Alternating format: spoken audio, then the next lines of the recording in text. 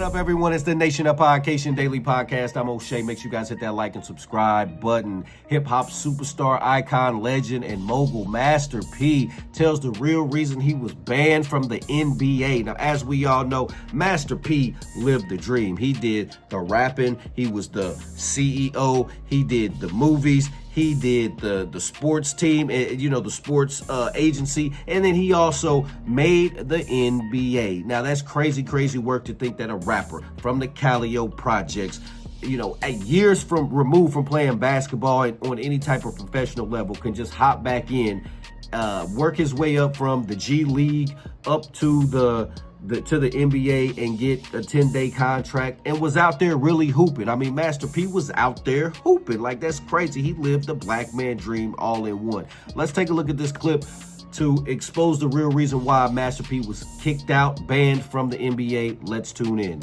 George Foreman made more money off the grill than fighting in the ring. Why we can't do it? We can do it. Yeah, that's what we doing. That's why we're doing this benefit concert to show the world that, guess what? February 28th, we're going to turn up. We're going to make them say, You know what I'm saying? Are you giving that away? No, we don't give nothing away. The more we make, the more we give. That's what I'm saying. So I can't give you nothing if I don't make nothing. The motto is the more we make, the more we give. And that's how I'm able to help so many kids across the country, because we're able to make money. So you got to have a legitimate business that make money to be able to help and give back. Dope. Are you a dreamer? Man, I'm like Martin Luther King. I'm definitely a dreamer. And so, but I'm a visionary, and I see stuff that other people can't see. Like when you asked me about Snoop, I knew that Snoop career wasn't over with.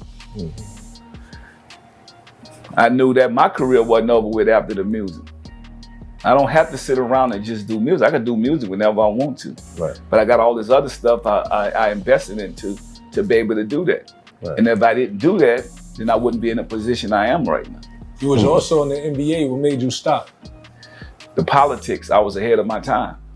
So think about it, right? Every NBA game I played in, I did something.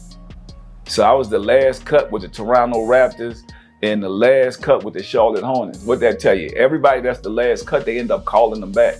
I'm like, nah, man, I know I should have been on this team. They know I should have been on this team. But my music stopped it. So now if that was been this time, I've been a superstar in the NBA. Because, back then, my music was what the GM told me. He's like, man, you're a hell of a basketball player. It was in Charlotte, Bob Bass. And I was up there with Anthony Mason and Derek Coleman and all these dudes. You could ask BJ Armstrong, all these dudes on the team with me. Bro, I'm in serious shape. BJ Armstrong just say, P, man, slow down, bro. What you doing? But I've been used to this, right? But the GM brought me in the office one day. He just know, because y'all don't know, like everybody think I just went try it out. No, I went through the ABA, the CBA, all the minor leagues. And then I got called up on 10 days. So people don't really know. So you're going to see that in the TV series. But when I went in the GM office, Bob Bass, he was sitting down. He said, man, you're a hell of a basketball player. And he said, why you ain't scared of Anthony Mason? I said, why should I be scared of Anthony Mason? Because I'm scared of Anthony Mason. And I said, damn. I said, sir, I ain't scared of no man, sir. He said, but your music is pure filth. What? They said it's a Bible-built city. And he had the ice cream. I knew I'm going home right there. I looked at him like, man, let me go get my stuff out the locker. I was done. Right. I'm like, this man actually listened to this record. I'm out of here. Because he ain't even. I thought you was going to tell him, you ain't see I got the hookup? Nah. I was in his world. I was in his world. And I couldn't do nothing about it. Right. And that's when sometimes your past will catch up with you. That was one of those times that I put all that work in. Wow. Think about it. You think any NBA player want to let me outshine them? And I'm supposed to be a music guy. And I'm putting up buckets. I done played in Rutgers. I done played everywhere out here like this. This what I do. What was your most memorable moment while you were in the NBA? I mean, I played with Steph Curry dad with Charlotte. And so, watching him come in, I look at my son like that, not saying, man, he been around basketball. So You know, I coach Lance Stevenson with my AAU team out here. I coach DeMar DeRozan. So all these dudes I saved, you know, through whatever battles they was going through in life, right? Yeah. And then having my son around, because my son played on every hood team you could think of that I, you know, from the Oakland Soldiers to my Cal Supreme team around Nipsey House. So it's like watching that, my most memorable thing is just watching my kids be around it and now watching what they doing. So when I look at Steph Curry with his dad, I'm like, man, I remember Steph out there with his dad trying, because I brought, and my son was 3 years old, I went to Target and brought the little hoop. Yeah. And yeah, so he just started dunking on him. Like, man, this kid, he really liked basketball. And so the one thing I did, I built character. So now when you look at him, he at Houston right now. And you know why he's so good? I didn't get him a car till he got to college. This is his first year in college. He finally got it. He used to ride his bike to school.